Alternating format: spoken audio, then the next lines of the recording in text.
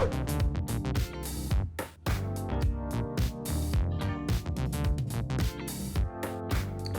guys, welcome to my YouTube channel. My name is Eris and this is a rookie fashion icon, and today we are talking eyelets. So before we jump in, I just want to welcome anyone that is seeing my video for the first time. Thank you so much for clicking, and if you're one of my old subscribers, thank you so much for being loyal and watching my videos.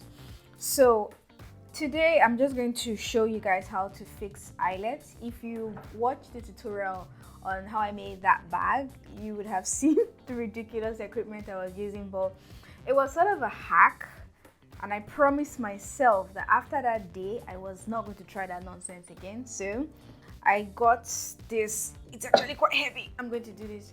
I got this. It's actually a universal dye. It's okay, how do I explain it? Okay, it's a universal dye because you can use it for fixing both eyelets, for rivets, for even snap buttons, and for tailors that like to use this wrap buttons. You can also use it for the same thing. And I think that's why I got this, because it makes so much sense. Instead of buying just something that can do one thing, buy one thing that can do so many things. So the trick to this is, I'm going to show this up close.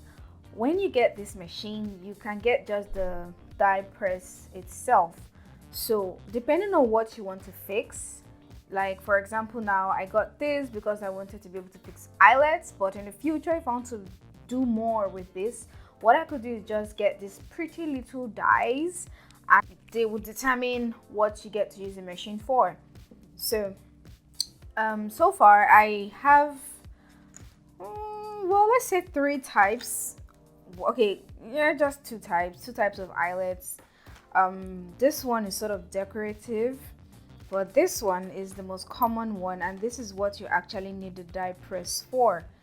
These tiny ones, I'm going to show you guys how to fix this at the end of my tutorial. It has its own separate tool because of the size, so I'll show you guys how to do that one later on. But for now, let us focus on this, how to fix these ones. So I'm going to grab this. Okay, I'm going to use this scrap for my tutorial, and I'm just going to show you guys how to punch holes, or rather I'm going to just punch the holes and show you guys how to use the machine. The focus is the eyelet. I don't want to get sidetracked today. So I sort of have the different size that I need for fixing the eyelets. That is the size of punch. I'm sorry, I don't know, I just sort of zoned out. So this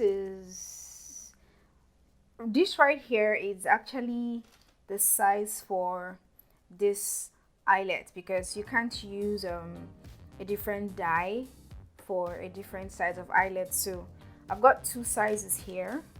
This one is a bit smaller, and that's why this dye is here. But this one I'm going to use to show you guys my demo. So I'm going to grab this. I already sort of punched a hole on this one. I have different holes.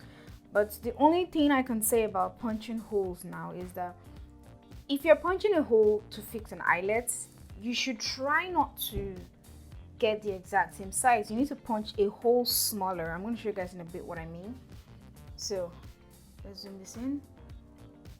Let's say this has to go into this. This is a little smaller, and you want to do this because it's actually much safer when you get to the hole, rather, I think that's a better way to explain it. When the hole sort of is kind of just snug around it, you don't want it to loose, you want it to be tight, you want the leather to stretch a bit, so there's this tightness to it. So at least that was what I was taught, that was what I learned. So you just put this one, and then you fix the back, and you just sort of cap it over, and then carefully just push it down and press, and then you have your eyelets. Okay, so I think this is going to be a very good chance to show you guys how to change the dyes. So what you want to do is, first, there's a screw on this side. You just loosen it a bit, then put it back up, then you just lift it carefully. You lift it up. I would have made it looser, but I don't want. So you take the bottom out, and for the top, it's screwed down. You see that? It's really simple, it's really easy. So now we're going to fix the smaller die. So this, the upper part has a screw on it, and instead of just screw that on, screw, it should be tight. You don't want it to be loose. And then you take the lower part, and the same thing, just in reverse. Okay, I think I should open this. Let's make it loose. Then it just sits. You see that? It just sits in the hole, and you tighten the screw.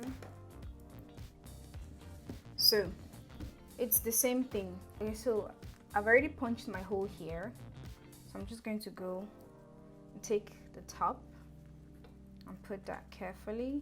The same thing, you want to push it through a bit. You want it to be tight. It's very important. And it just sits there. And then you take the back and you just wear it, and you push it down as low as it can go. And yeah, you have your eyelets. For these last ones, I'm just going to do, this is like a bonus. It's a bonus tutorial because technically these ones still count as eyelets, even though they're really, really small, but they also count as eyelets, and their functions are slightly different, but you could also use them both for decorative and for essential uses. So let me zoom this in.